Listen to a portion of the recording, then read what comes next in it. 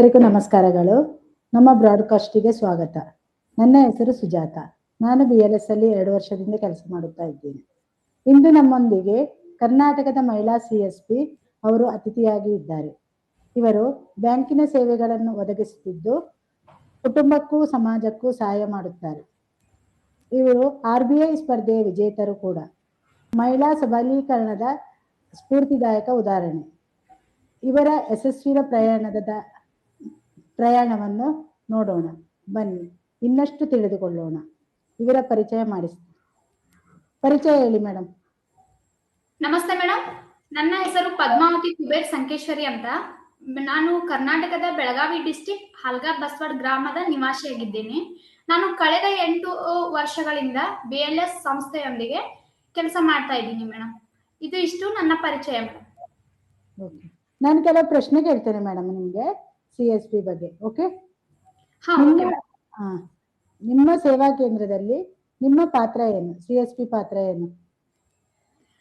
ನಮ್ಮ CSP point ಪಾತ್ರ ಏನಂದ್ರಿ, ಇಲ್ಲಿ ಕಸ್ಟಮರ್ಸ್ ಏನಾಗ್ತೈತ್ರಿ, ದೂರ ಬ್ಯಾಂಕ್ ನಿಂದ ಗ್ರಾಮ ಸ್ವಲ್ಪ ದೂರ ಇದೆ. ದೂರ ಇರೋಣ ಅವ್ರ ಕಸ್ಟಮರ್ಸ್ಗೆ ಅಲ್ಲಿ ಹೋಗೋದಕ್ಕೆ ಆಗ್ತಾ ಇರೋದಿಲ್ರಿ. ಅಂದ್ರ ಈ ಬೆಳಿಗ್ಗೆ 8 ಗಂಟೆಗೆ ಕೆಲಸಕ್ಕೆ ಹೋದ್ರೆ ಸಾಯಂಕಾಲ 6 ಗಂಟೆ 7 ಗಂಟೆಗೆ ಬರ್ತಾರೆ ಅವ್ರು. ಅವಾಗ ಬೆಳಿಗ್ಗೆ ನಮ್ದು CSP ಪಾಯಿಂಟ್ ಏನಿರ್ತೈತ್ರಿ, ಬೆಳಿಗ್ಗೆ 8 ಗಂಟೆಗೆ ಸ್ಟಾರ್ಟ್ ಆಯ್ತು ಸಾಯಂಕಾಲ 8 ಗಂಟೆ ಮಟನು ಸರ್ವಿಸಸ್ ಸಿಗ್ತೈತ್ರಿ. ಸರ್ವಿಸ್ ಸಿಗೋಣ ಅವ್ರಿಗೆ ಬಂದ ಕೊಡೋ ಸರ್ವಿಸ್ ತಗೊಳ್ಳೋಕು 8 ಗಂಟೆ ಮಟ್ಟ ಹೆಲ್ಪ್ ಆಗುತ್ತೆ ರೀ. ಆ ಸರ್ವಿಸಸ್ ನಾ ಕೊಡ್ಬೋದ್ರಿ ಮೇಡಮ್. ಇದೇ ನಮ್ಮ CSP ಗಳ ಪಾತ್ರ ಮೇಡಮ್. ನಿಮ್ಮ CSP ಯಲ್ಲಿ ವಿಶಿಷ್ಟ ದಿನ ಯಾವುದು ಮೇಡಮ್? ನೀವು ಗ್ರಾಹಕರಿಗೆ ಯಾವ ಸೇವೆಗಳನ್ನೆಲ್ಲ ಕೊಡ್ತೀರಿ? ನಮ್ಮ ವಿಶಿಷ್ಟ ದಿನ ಅಂದ್ರೆ ನಾವು ಈಗ CSP ಪಾಯಿಂಟ್ ಬೆಳಿಗ್ಗೆ 8ರಿಂದನೂ ಸ್ಟಾರ್ಟ್ ಆಗುತ್ತೆ. CSP ಪಾಯಿಂಟ್ ತೆರೆಯೋದ್ರಿಂದನೂ ನಮ್ ವಿಶಿಷ್ಟ ದಿನಾನ ಸ್ಟಾರ್ಟ್ ಆಗುತ್ತೆ ರೀ. ಸಮನಾದ ಕಸ್ಟಮರ್ಸ್ ಹೇಗ್ ಬರ್ತಾರಲ್ಲ ಹಂಗ ರವಿವಾರ ಮತ್ತು ಶನಿವಾರ ವಿಶಿಷ್ಟ ದಿನ ಅಂದ್ರೆ ರವಿವಾರ ಮತ್ತು ಶನಿವಾರ ರೀ. ಅಂದ್ರ ಬ್ಯಾಂಕ್ಗಳು ಬಂದಿರ್ತಾವ್ರಿ. ಅವತ್ತ ಹಾಲಿಡೇ ಇರ್ತದೆ ಬ್ಯಾಂಕಿಗೆ. ಅವತ್ತ ವಿಡ್ರಾಲ್ ಮಾಡ್ಬೇಕಂದ್ರ, ಅಕೌಂಟ್ ಓಪನಿಂಗ್ ಮಾಡ್ಬೇಕಂದ್ರ ಏನೇ ಸರ್ವಿಸಸ್ನು ಕಸ್ಟಮರ್ಸ್ ಸಿಗೋದಿಲ್ಲ. ಇಲ್ಲಿ ಕಸ್ಟಮರ್ ಸರ್ವಿಸ್ ಪಾಯಿಂಟಿಗೆ ಕಸ್ಟಮರ್ಸ್ ಬಂದ್ರ ನಾವು ಆ ಬ್ಯಾಂಕ್ ನ ಏನೇನ್ ಸೌಲಭ್ಯಗಳು ಇರ್ತಾವಲ್ಲ, APS ವಿಡ್ರಾಲ್ಸ್ ಆಗಿರ್ಬೋದು, ಡೆಪಾಸಿಟ್ಸ್ ಆಗಿರ್ಬೋದು, ATM deposits, ATMs withdrawals, account opening, KYC, inoperative accounts, ಆಮೇಲೆ ಸೋಷಿಯಲ್ ಸೆಕ್ಯೂರಿಟಿ ಸ್ಕೀಮ್ಸ್, ಆಮೇಲೆ ರೀಸೆಟ್ ಪಿನ್ಸ್, ಮತ್ತ ವಾಟರ್ ಬಿಲ್ಸ್, ಮತ್ತ D2H ರಿಚಾರ್ಜ್, ಮೊಬೈಲ್ ರಿಚಾರ್ಜ್, ಯಾವ ಎಲ್ಲಾ ಸರ್ವಿಸಸ್ ನಾವ್ ಇಲ್ಲಿ ಕೊಡ್ಬೋದ್ರಿ. ಮತ್ತ ದಿನವಿಡೀ ಕಸ್ಟಮರ್ಸ್ ಬರ್ತಾರ್ರಿ. ದಿನನಿತ್ಯನು ಅವ್ರಿಗೆ ಅನುಕೂಲತೆಗಳು ಆಗ್ತಾವ್ರಿ ಮೇಡಮ್. ಇದೇ ನಮ್ದು ವಿಶಿಷ್ಟ ದಿನ ಅಂದ್ರೆ ರವಿವಾರ ಮತ್ತು ಶನಿವಾರ. ನಾಗರಿಕ ಮತ್ತು ಸ್ಥಳೀಯ ಸಮುದಾಯಗಳಲ್ಲಿ CSP ಎಷ್ಟು ಮುಖ್ಯ? ಅವರು ತರುವ ಸಮಸ್ಯೆ ಯಾವುದು? ನಗರ ಮತ್ತು ಗ್ರಾಮೀಣ ಪ್ರದೇಶಗಳಲ್ಲಿ CSP ಪಾತ್ರ ಬಹಳ ಮುಖ್ಯವಾಗಿರ್ತೈತ್ರಿ. ಅಂದ್ರ ಅವ್ರಿಗೆ ಈ ಬ್ಯಾಂಕಿನಿಂದ ದೂರ ಇರುವಂತ ಗ್ರಾಮೀಣ ಪ್ರದೇಶದ ಜನರಿಗೆ ನಾವು ಅವ್ರಿಗೆ ಏನೇನ್ ಸರ್ವಿಸಸ್ ಬೇಕಲ್ಲ ಎಲ್ಲ ನಾವು ಅವ್ರಿಗೆ ಬೇಕಾಗೆ ತಕ್ಕಂಗೆನ ನಾವು ಸರ್ವಿಸಸ್ ಕೊಡ್ಬೋದ್ರಿ ಮೇಡಮ್. ಅಂದ್ರ ಅವ್ರಿಗೆ ರೊಕ್ಕ ತೆಗಿಬೇಕಿರ್ತೈತ್ರಿ. ರೊಕ್ಕ ತೆಗಿಬೇಕಂದ್ರ ಅವ್ರ ಅನಕ್ಷರಸ್ಥರು ಇರ್ತಾರ್ರಿ. ಅವ್ರಿಗೆ ಯಾವ್ದ್ ರೀತಿಯಿಂದ ನಾವು ರೊಕ್ಕ ತೆಗಿಬಹುದು ಅಂತ ಅಷ್ಟನ್ನು ಅವ್ರಿಗೆ ಇದು ಗೊತ್ತಿರೋದಿಲ್ರಿ. ಗೊತ್ತಿರ್ಲಿಲ್ಲ ಅಂದ್ರ CSP ಪಾಯಿಂಟಿಗೆ ಬಂದ್ರ ಈ ಆಧಾರ್ ಕಾರ್ಡ್ಲೇನು ವಿಡ್ರಾಲ್ ಮಾಡ್ಬೋದ್ರಿ. ಅವ್ರದ ಆಧಾರ್ ಕಾರ್ಡ್ಲೇನು ರೊಕ್ಕ ತೆಗೆದು ಕೊಡ್ತೀವಿ ನಾವು.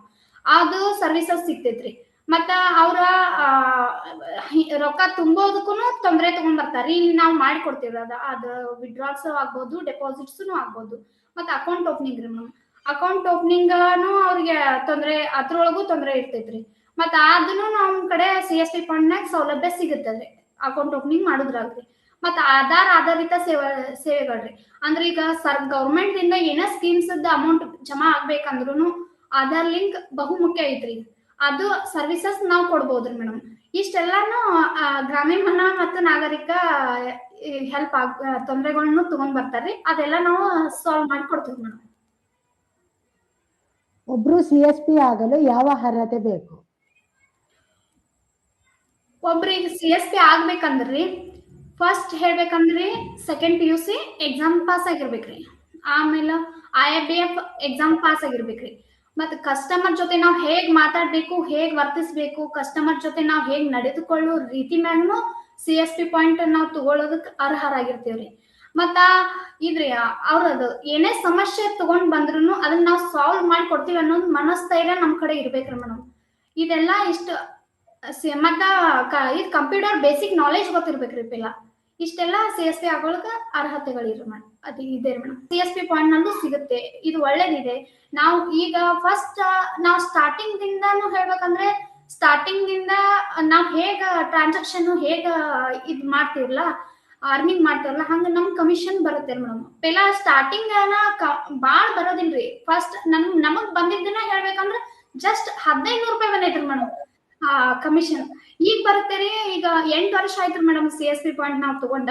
ಈಗ 30 ಮಟ್ಟ 35 ಮಟ್ಟನು ಕಮಿಷನ್ ಇದೆ ರೀ. ಅಂದ್ರೆ ನಾವ್ ಹೇಗ ಜಾಸ್ತಿ ಟ್ರಾನ್ಸಾಕ್ಷನ್ ಹೇಗ್ ಮಾಡ್ಕೊಂತ ಹೋಗ್ತೇವಲ್ಲ, ಕಸ್ಟಮರ್ಸ್ ನಾವ್ ಜೊತೆ ಹೇಗ್ ಬೆಳಿತೇವಲ್ಲ ಹಾಗ ನಮಗ್ ಇಂಪ್ರೂವ್ಮೆಂಟ್ ಆಗ್ತೈತ್ರಿ. ಮತ್ತ ಅದ ಕಸ್ಟಮರ್ ಹಿಂಗಿಂಗ್ ಕೆಲಸ ಮಾಡಬಹುದು, ಇಲ್ಲಿಂದ ಹಿಂಗ ಕಸ್ಟಮರ್ ಜೊತೆ ನಾವ್ ಹಿಂಗ್ ಮಾತಾಡ್ಕೊಂತನ ಅವ್ರದ್ದು ಸಮಸ್ಯೆಗಳನ್ನು ಎಲ್ಲಾ ಕ್ಲಿಯರ್ ಮಾಡಿಕೊಡ್ಬಹುದು. ಮತ್ತೆ ಇದು ಚಲೋ ಇದೆ ತಗೊಳ್ಳಿ ಅಂತ ಹೇಳ್ತಿದ್ರಿ ಮೇಡಮ್. ಈಗ ಹೊಸದಾಗಿ ತೆರೆಯಲು ಬಂದವರಿಗೆ ಯಾವ್ದೆಲ್ಲ ಗುಣ ಬೇಕು, ಅವ್ರಿಗೆ ಅವ್ರ ಹತ್ರ ಏನೆಲ್ಲ ಇರ್ಬೇಕು, ಯಾವ್ದೆಲ್ಲ ಗುಣ ಇರ್ಬೇಕು ಒಂದು ಹೊಸದಾಗಿ ಈಗ CSP ತೆರೀಲಿಕ್ಕೆ ಬಂದವರಿಗೆ?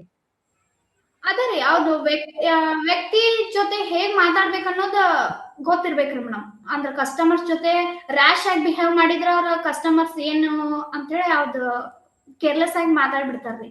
ಅಂದ್ರೆ ಹಾಗ ಇರ್ಬಾರ್ದ್ರಿ. ಅವ್ರ ಜೊತೆ ಫ್ರೆಂಡ್ಲಿ ಆಗಿ ಮಾತಾಡುವಂತ ಮನಸ್ತಾರೆ ಪೆಲ ಇರ್ಬೇಕ್ರಿ. ಆಮೇಲೆ ಕಂಪ್ಯೂಟರ್ ಬೇಸಿಕ್ ನಾಲೆಜ್ ಗೊತ್ತಿರ್ಬೇಕ್ರಿ ಅವ್ರಿಗೆ. ಬೇಸಿಕ್ ನಾಲೆಜ್ ಗೊತ್ತಿರ್ಬೇಕ್ರಿ. ಮತ್ತ ಅವ್ರದ್ದು ಏನೇ ಪ್ರಾಬ್ಲಮ್ಸ್ ಬಂದ್ರು ನಾವು ಸಾಲ್ವ್ ಮಾಡ್ತೀವಿ ಅನ್ನೋದು ಮನಸ್ಥೈರ್ಯ ಇರ್ಬೇಕ್ರಿ ಮೇಡಮ್ ಅವ್ರಿಗೆ.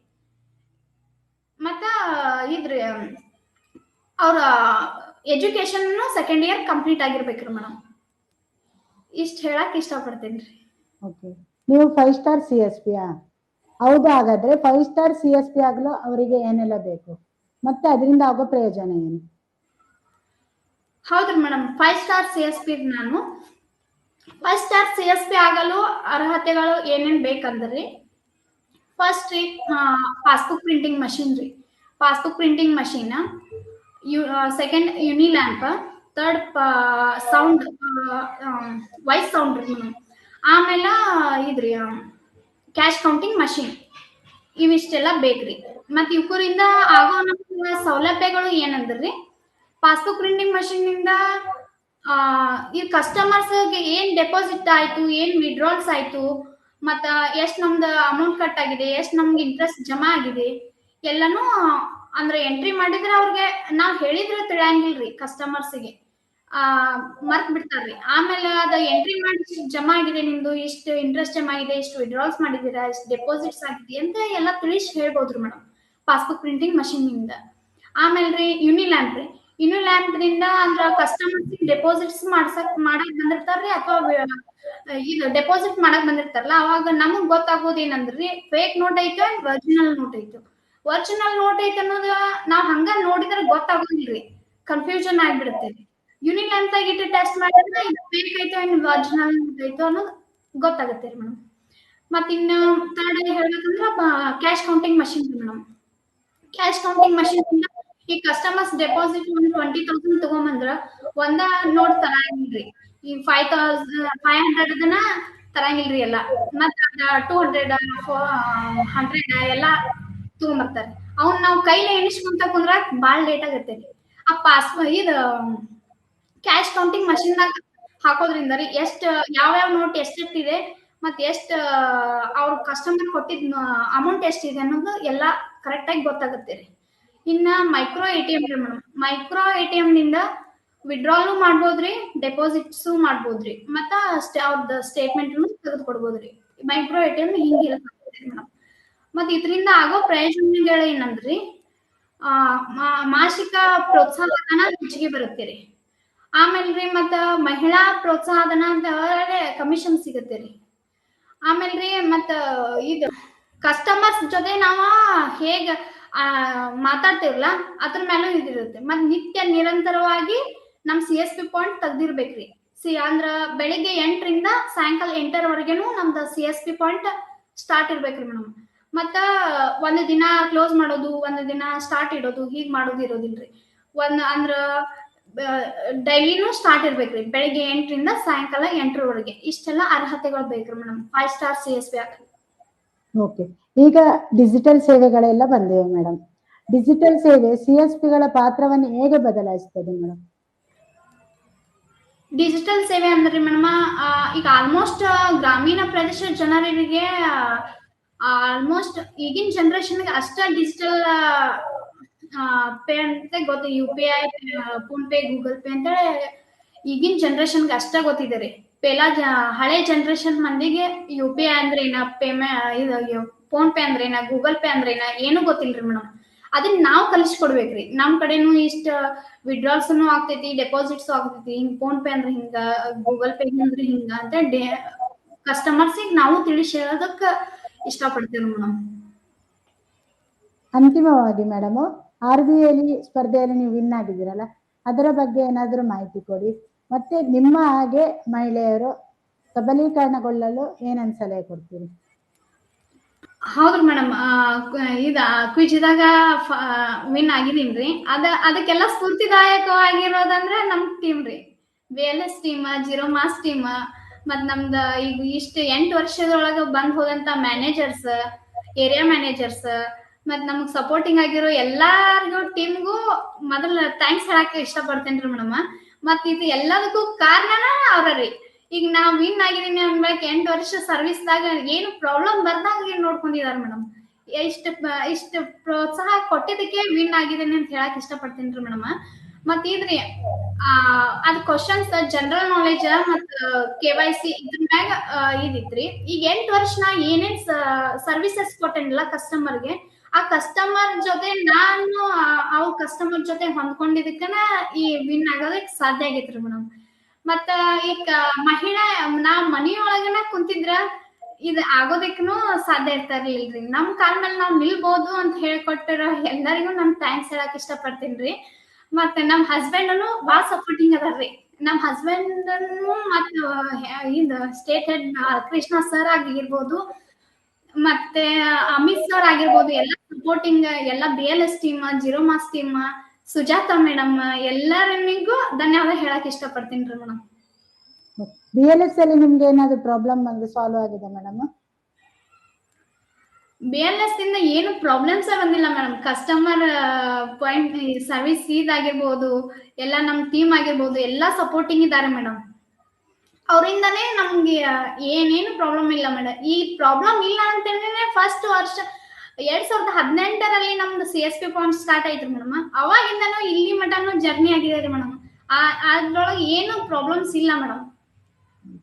ನಿಮಗೆ ಇನ್ನೂ BLS ಗೆ ತುಂಬಾ ಜನ ಜೋಡಣೆ ಆಗಲಿ ಮೇಡಮ್. BLS ಇನ್ನು ಮುಂದೆ ಬರಲಿ. Okay okay madam. ನಿಮ್ಮ ಸವಿ ಮಾತು ಕೇಳಿ ತುಂಬಾ ಖುಷಿ ಆಯ್ತು. ನೀವು ಸಮಯ ಕೊಟ್ಟಿದ್ದಕ್ಕೆ ಧನ್ಯವಾದಗಳು ಮೇಡಮ್. Thank you madam.